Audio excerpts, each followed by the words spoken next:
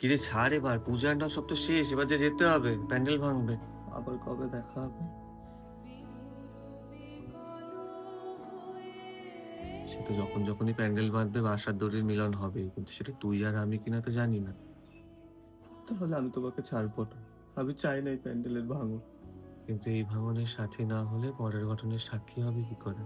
আমি তো চাই না অন্য কোনো বাসের সাথে প্যান্ডেল গঠনের সাক্ষী হতে।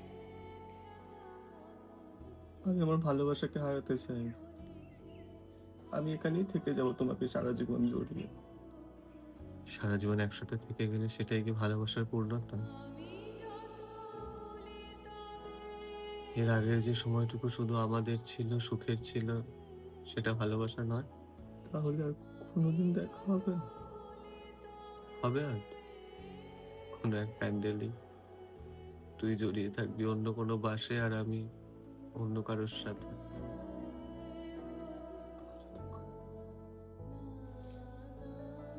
তুইও